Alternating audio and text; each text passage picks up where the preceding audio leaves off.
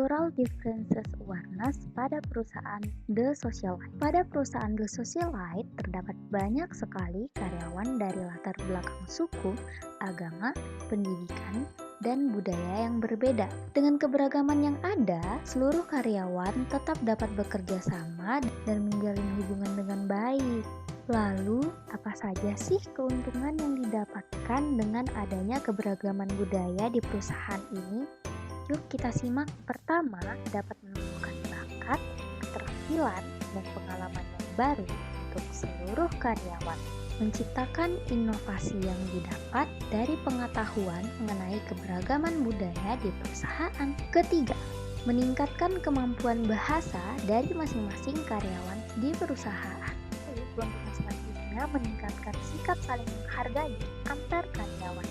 Belajar banyak mengenai suku, agama, dan budaya yang berbeda akan meningkatkan pengetahuan dan kualitas diri karyawan. Selanjutnya akan berdampak pula pada kinerja karyawan di perusahaan. Meningkatnya kualitas perusahaan karena peningkatan kinerja karyawan. Setelah ditelusuri mengenai budaya dalam hal kinerja karyawan, perusahaan ini telah menerapkan beberapa bentuk pelatihan dan pengembangan yang beragam untuk karyawan.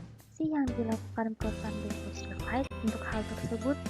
Yuk kita lihat. Pertama, menugaskan karyawan untuk mengikuti beberapa program pelatihan yang berbeda agar karyawan memiliki banyak pengetahuan dan kemampuan untuk meningkatkan kualitas diri dan kinerja karyawan.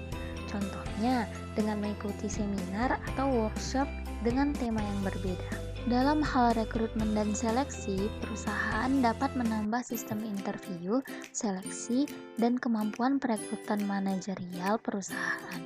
Contohnya, dengan menambah sistem seleksi karyawan dengan sistem studi kasus dan lain sebagainya untuk melihat bagaimana cara pelamar menyelesaikan sebuah kasus. Selain itu, menyediakan sarana dan prasarana yang mendukung hobi dan kemampuan karyawan. Contohnya dengan menyediakan studio musik ataupun tempat olahraga seperti gym. Keempat, perusahaan mengadakan kegiatan keagamaan pada saat hari raya keagamaan yang langsung difasilitasi oleh perusahaan, yaitu dengan mengadakan acara silaturahmi dan makan bersama pada saat karyawan masuk bekerja setelah Lebaran Idul Fitri.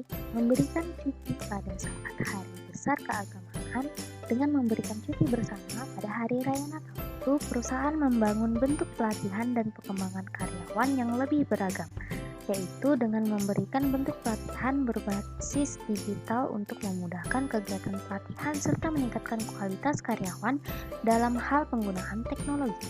Lakukan penilaian kinerja dengan sistem 360 degree feedback. Izin pada karyawan untuk berbicara menggunakan bahasa daerah masing-masing dalam waktu tertentu. Pada Hari Besar Nasional, mengizinkan karyawan menggunakan pakaian daerah masing-masing namun dengan syarat rapi, sopan, dan tidak mengganggu kegiatan dalam bekerja. Menegaskan kepada karyawan untuk selalu menjunjung tinggi sikap saling menghargai perbedaan dan toleransi. Sekian materi pada kali ini. Terima kasih.